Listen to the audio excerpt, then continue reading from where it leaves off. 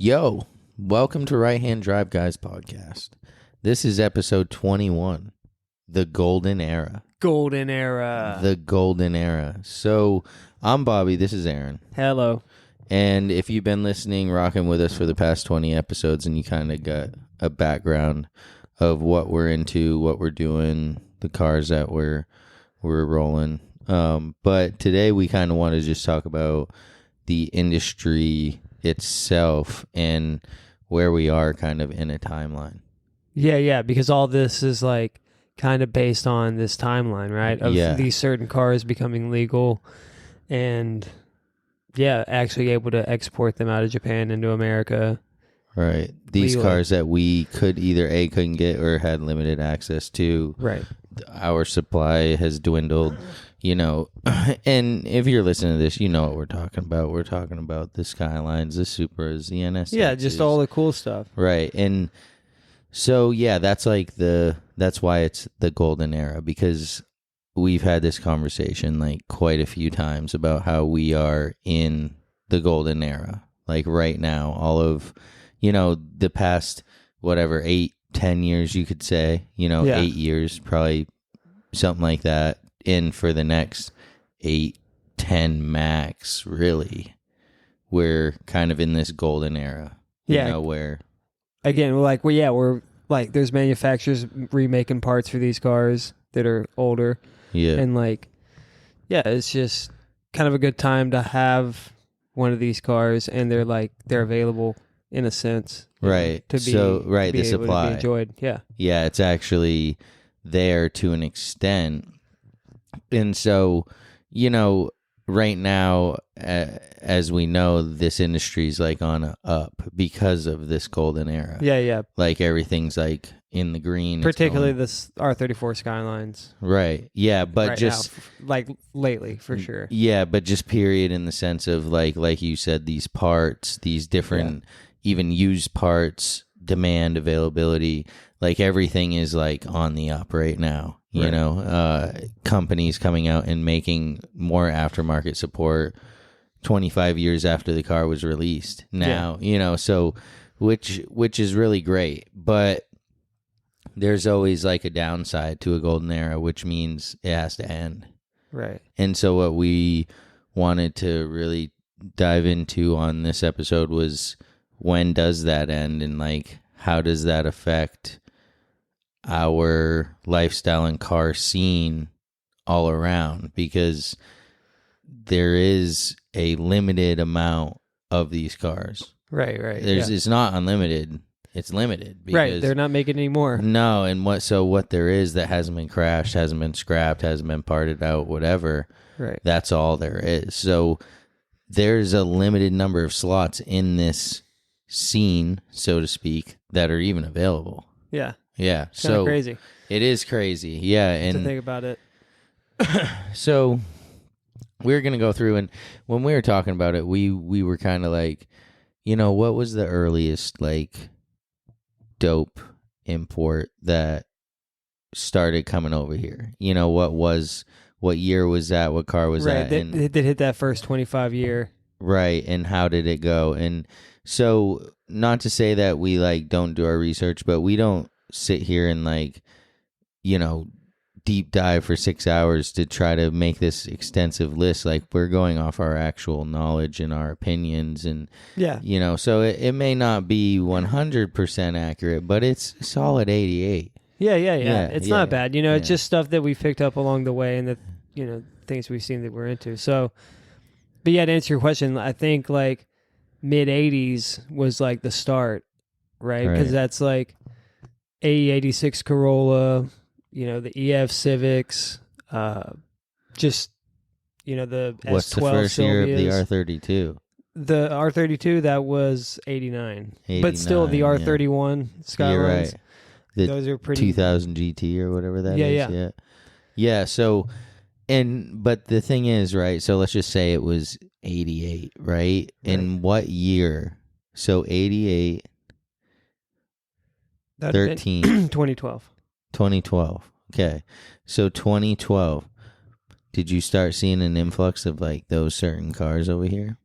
I don't think so. No, I don't either. And I felt like I was even more in the scene in that sense back in the day. Like I would have thought I would have been seeing them. Right. Yeah. Just for sure, whether like, it was like the heavy hitters getting them and building them out like crazy, or just on Craigslist. Then right, right. like you would have just seen more.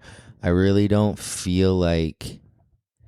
I don't know. It's kind of weird, isn't it? Like, because if you think about EG Civics, right? Yeah. We always saw them back in the day. Yeah. Like Richie had that EG, right-hand drive EG, and he had two, I think, right? Yeah, I believe so. But regardless, right? So you'd see them. They were around. I had a right-hand drive EG, but this was in like 08, 09, like stuff like that, right. prior to the actual importation date. But when they actually hit, I didn't see an influx like you're seeing, like the crazy amount of Skylines coming through, a bunch of Supras, a bunch of RX-7s. Like, right. I just don't feel like I saw those I mean, I did see some CRXs, the glass tops and stuff, but I don't feel like I just saw it like I'm seeing the rest of this stuff. Right. It is kind of weird because I don't know, maybe it was one of those things back in the day where it was kind of still new. It wasn't all these people trying to import things. Right. I mean, there could have been. I don't know. But was there less availability of those cars? Like, had they, like you had mentioned, had they been all like chopped up and like, yeah. Had they been sacrificed so that we could have the JDM front end swaps or the B16? Because you don't see that often anymore, right? No way, not like you did, dude. Those dudes with whole walls of them. Remember those? Like just front clips, front ends with everything, complete with fenders, front bumper, like all the lights, like mint. And someone just cut a car in half, and you would get that for the engine swap because it had everything. Yeah. And, you would take off what you need and you would scrap the rest of it usually. Crazy. You know what I mean? So, like, some of that stuff is impossible to find now. Right. If you had just kept throwing it in a barn, you could have some fenders, some whatever that are really quite desirable. So, I think that's where a lot of, some of these sought after cars went, is to those front engine ends. Swaps from those importers back in the day when you were buying your SRs or whatever. That H came out. Motors Online. Yeah, that was coming out of a Type R. That was coming out of, a Sylvia. That was coming out of a 180 SX. Right. That RB was coming out of a Skyline. So, like, so a lot of these cars have been sacrificed and have been sacrificed for a long time. So like, now that they're actually legal, it's like crazy. Oh no, what do we do? And they're like scrambling and getting whatever they can. But I think that's where a lot of these cars have went. Yeah, especially the ones that took way too long to hit the 25-year. Right, so they could start maximizing. But like, I just wonder, were these front end clips like? Were they able to make so much money over here off it that they were sacrificing legit cars? Yeah, that's insane. The few people that I knew that were into that and worked in that industry back then, like they would go to Japan and they would buy running driving cars, cut them in half, and whatever, pull the parts off and send them back, and fill the container full. Yeah, that's insane. That like, but the back half of the car, they would have made like so much more off of having the actual car. Yeah. It's insane. It is crazy. It's kind of sad. So, like, that kind of is the thing, though, right? So some of these importers shot themselves in the foot. A little bit. They maybe were after the quick not money. Even themselves, but the future guys in the feet. Like they got the quick money, not the long game, like you said. But so, like, when does this industry slow down, so to speak? Like, what year and what car ends this whole thing? It's hard saying because it kind of depends on what manufacturers still come out with in the future, right? Like, to take their focus off these old cars, I guess you could say. Yeah, I mean, but because I don't know. Like, so for example, do you think people in 25 years will be importing FL5 Civic Type Rs? Yeah, that's a hard one. You know what I mean? Yeah. They were released here, but so wasn't Supras and RX-7s and stuff. So what's the difference? Like, what where does it stop before that to where the FL5 is not as like... Yeah. Is it even in 25 years like a car that was like saved by people like that? Right. I mean, to us, we're like, I don't know, maybe not. But to the kids right now, that's like the new cool car that you're going to remember, have those core that memories. They want, yeah. Yeah. I mean, maybe to them, but it's hard saying. Yeah. So, that's like a thing. When does it slow down? My guess is like S2000 is going to be one of the last longer running cars that will continue to be under demand. Right, I think so too. Like, because that was up into the mid 2000s, right? Like, because it was 01 or 2000, whatever. Yeah. Until 2009, I think. So sounds about right. I mean, 2025 is first, like, legal, importation. Right. So then if you have 8 years after that, I mean, we're well into 2030. Right. So, and then of course you have the Evos and STIs that were still already here, but are in like demand still. Right. They are. Yeah. Oh yeah. That market's crazy. Yeah, it is. So you still got some of those. Yeah. No, I'm sure there's some Subarus, some STIs, and like some special editions of, I mean, like for Nissans though, I feel like there's not anything. Not after. I mean, there's going to be the GTR in 09, but still, that's not even. It's going to be the same design. You know what I mean? It's like. Right. And it wasn't as limited. Like, there's a bunch of GTRs out there in America, because of that body style not changing. There's a bunch of them. Whereas, like, for example, Evos and STIs, those body style changed. So now we're way more limited. Right, because they don't all like kind of like lump together, because there's the, whatever, the bug eye, the Hawkeye, and that really splits it up. But where the GTR, it's like 09 to friggin' 2030, it's the same friggin' thing. I know, different bumper, but that's like it. So I don't see the GTR really being like a major player in like the import game. Right. Because like when we talk about this, like, one of my things I was thinking about is like, well, what are these importers going to do when all the hot boy cars are gone? Like when there are no more RX-7s. I mean, what are you going to be trying to flip JDM Evo 10s? Like, nobody's even going to want those. Right, or getting K cars or whatever there might be. I mean, don't get me wrong. I'm sure there's something in there that we're missing. Right. I'm sure there's, something that if we saw it, we'd be like, oh, okay, yeah. I mean, like, whatever, a Toyota Hiace, like, right, sure. that would be cool, and those are newer. And of course they'll have that business, like, because, they kept making those, they just kept getting newer, right, and they'll just continue to be legal. But when it comes to the actual car side, right, that's what I was mean? gonna say, like the performance cars and things like that, like, I mean, it's gonna be tough, like. You're going to have to really love that 350Z or Fairlady Z or whatever they called it over there. Yeah. Right. Why would you even... Right. Those unless are it was so cheap because they're abundant, whereas here, there's a lack of them. Right. It just doesn't make sense. Yeah.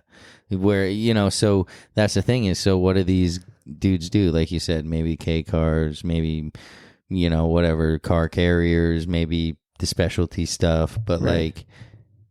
they're gonna lose all their models. Yeah, all the crazy. models that because they're gonna blow through them right now, and like that's kind of that. Yeah, you'd probably and that's probably what maybe some of these bigger dudes in Japan are doing. Is I would wait, right? I would let all this go by. I would let them get legal, let people snatch them up, and so that they ran out. Yeah. And then I would release my supply. Yeah. Because then the demand's going to be even higher because everybody's like, oh, dude, you see fucking doing this fucking GTR. And now they want one, but they've been sold out for 2 years. Yeah. Dude does a drop of all his limited stuff, and he's that'd be wild. I'm sure there's someone out there doing that. Yeah. So I think some of these importers are going to have to kind of evaluate their business plan at that point. Yeah, absolutely. They won't be able to sling GTSTs and, whatever. Because they just won't be there. They're all going to be gone. And will it be like a trade-in used dealership thing? Like, they're like trying to sell things instead of people personally? I don't know. Yeah, I mean, it's tough because they're already kind of scraping from the bottom, already with some of these cars.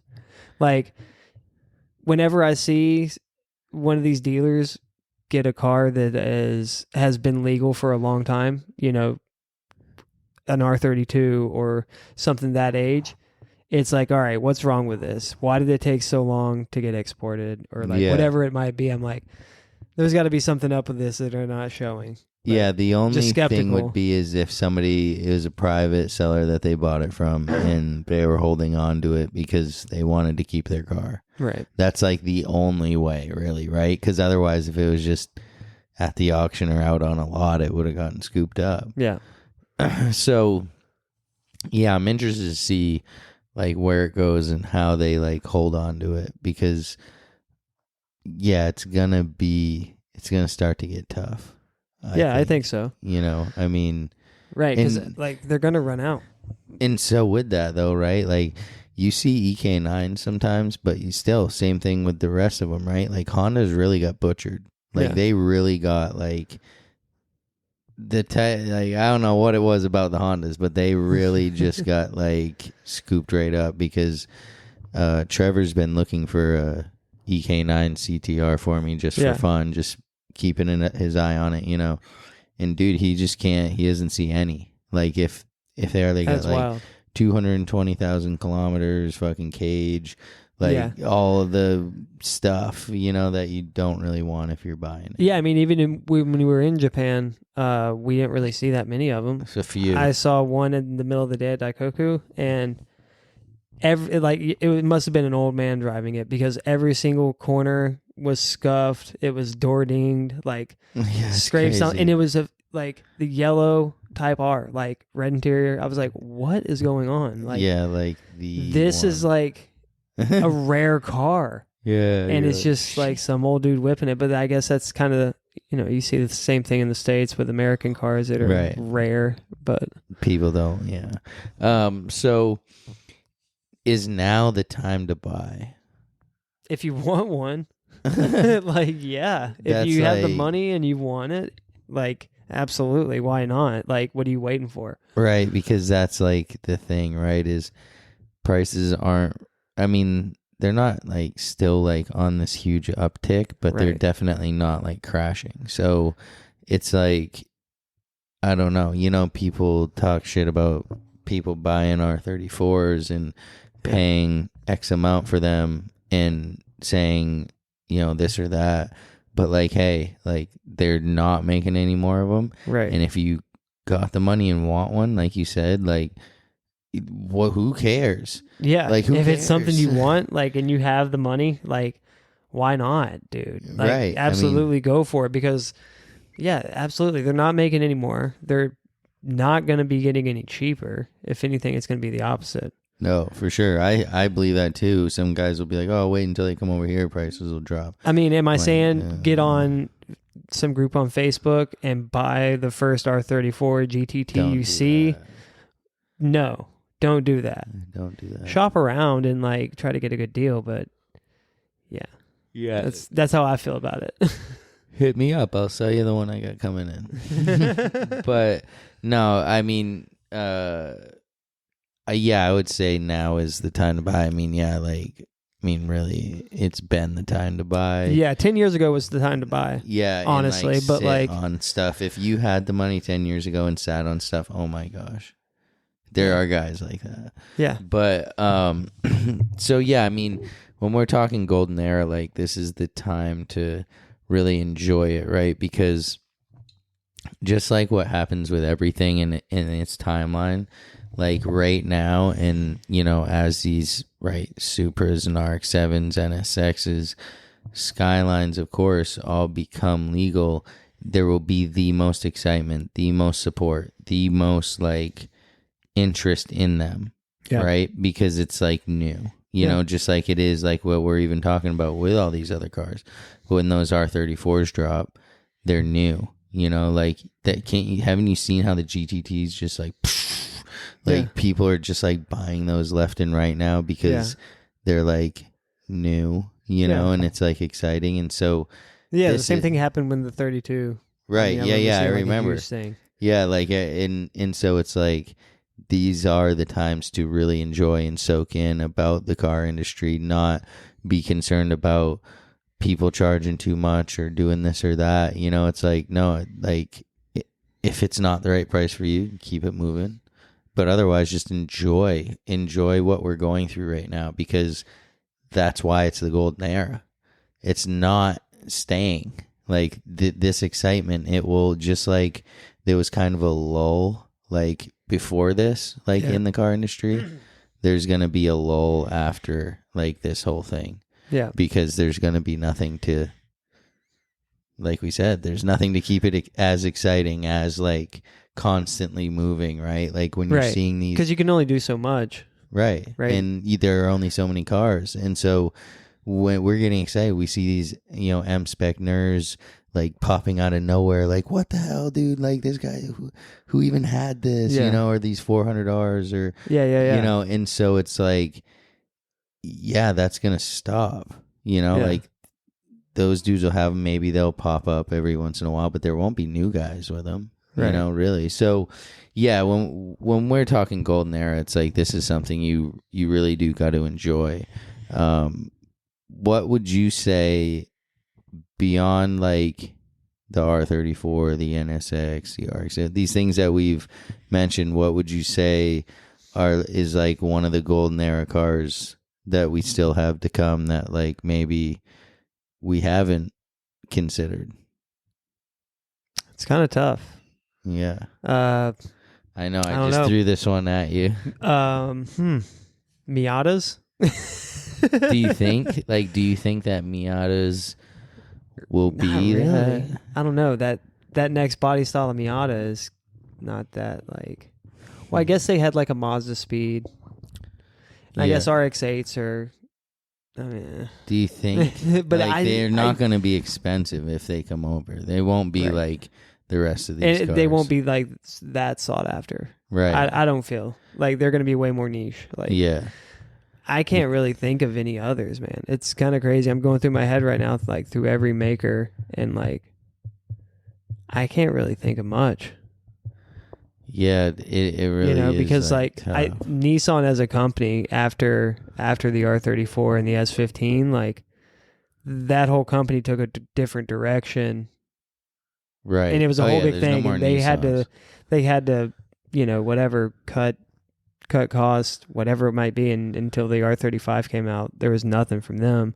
So like, okay, Honda, all they had was, I mean, don't say it. No, I'm not even going to say it. No, I'm not even going to say it. The 01 and but the until 03 like CTR, dude. Oh my god. But not until like 06, 07 when that next FT2 generation, that Civic came out where they had a Type R. Maybe. Yeah. I mean, those are kind of cool. I think that you'll see those come over. Yeah, I think like those will be anything else, because we didn't have them and they are dope, like 4-door, like bangers. Yeah. I mean, I don't know about the 01 to 03 CTR. I mean, I think you'll see them because they'll be lower price. That's what I noticed with them, because I have been looking through for EK9s, and I noticed that that generation CTR is just like cheap. I'm just like, I mean, it'd be cool. Take out the motor, I guess. But yeah, so I mean, right, like you said, I mean, Toyota didn't have nothing after the Supra. I can't think of anything. I mean, maybe the MRS, those are kind of cool. Oh, yeah. I did see a bunch of those over there whenever we were. And like, I don't know, it's weird. You don't see them at all here ever. They're kind of forgotten about. But over there, they're kind of... Did you see that wide body Dodge Neon I sent you? Dude, that was insane. Not to get off topic, we never get off topic, but this wide body Neon was dreaming about it, huh? Yes, it was straight out of the 90s, dude. Like for sure, like somebody left this in a field or wherever for way too long, but it was just crazy. Like in Rhode Island, this freaking wide body Neon. Dude. Yeah, that. That was a mess. That was some nightmare fuel. And so, yeah, some people are going to try to take advantage of the golden era in like a negative way, of course. You know, like if you listen to any previous episodes just about, you know, importers and buying from different people, you know, some people are going to try to kind of scheme it, so to speak, you know, but again, if you listen to our previous episode, you just got to do your research. Yeah, that you know? That comes with everything. Yeah, don't let the golden era turn into like something really crappy because you got ripped off on a rusted out car, you know? Yeah. Because those are definitely out there. So and actually, hold on. Speaking of rust, that is also another thing that took a lot of these cars. Oh, yeah. Specifically the R34s and S15s. Those definitely have issues with like structural rust, and it will destroy the car. But especially depending on, of course, where it was. But I mean, Japan is an island, right? And just like the way they manufacture the cars, they didn't seal a lot of it to cut costs and stuff like that. So they're way more prone to rust in like the strut towers, the frame rails, and all that structural type stuff. That's also what took a lot of these cars. So be scared of that too. Right. I mean, there's obviously so many factors between, you know, being there, just like all the cars you see get destroyed here. Yeah. One way or another, you know, whether it's a flood or if it's an accident or if whatever, right? Fire. Radioactive. Right. I wonder what the car count is from Fukushima. Oh yeah. I've seen some videos on YouTube of people going around like that exclusion zone, and there's definitely some stuff in there. Really? Yeah, it's kind of sad. Yeah, I bet. And so that's the thing, like how many do we lose from that? You know, how many have we lost from this or that? So that's the thing is our whole point here is like this is a very short period that we're living right now that is actually, if you're guys like us, this is like the pinnacle. Right. This is like the climax, right? There'll still be some, you know, like after, but not like now, you know, and so that is, you know, probably in part what drew us to even do this podcast was that all of this activity right now, all of this stuff just constantly going on based around these right-hand drive cars with now almost superstars that are involved with them, you know, Adam LZ, right? You know, Denofa, all these different guys that are into right-hand drive cars that now are becoming almost mini little celebrities around it. It's kind of crazy, right? Because that really wasn't or couldn't have been a thing 20, 15 years ago, however many, you know, maybe on a small scale locally, regionally, right? But now from all these different media outlets and the availability of these cars, these guys are just like skyrocketing, which is great for like the industry. It gets us exposure in a good way usually, you know, from some of these guys. Drives up the price of some parts. It does like contribute to the market in many ways, not just good ways. Like the price of Ganadors. Thanks a lot, because all those dudes, yes, they have them on every single car. So it's like everybody, you know, not everybody, but a bunch of guys want them, right? So it's just crazy how it's really developing during the golden era into this different thing.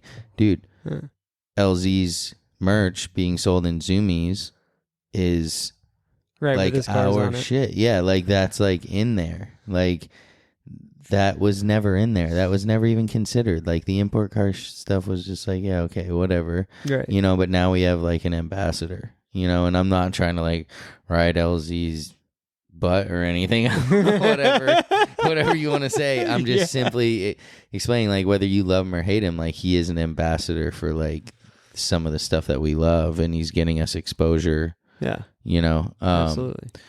But yeah, I just gonna enjoy it. Yeah, you know, me just too. Like and just watch it all happen. Try to be as much of a part of it as my life allows. You know, just and try to make sure that I'm taking a step back and looking at it as a whole and not just get carried away with like my personal goals and the things I want to do with my cars, you know, making sure that I'm absorbing the rest of it too, you know, not getting tunnel vision. Right. Hell yeah. Yeah, I mean, I'm excited. I'm excited to see how it goes, but I do realize that right now is just, it won't be any, not saying it won't be, but it probably won't be any better than this. Right. These like, next few 5, 6, 7, 8 years. That's what I was going to say. These next like 5 years is going to be kind of wild for that industry. Like for all these cars coming over. And and just get the kind of and the ending of like that.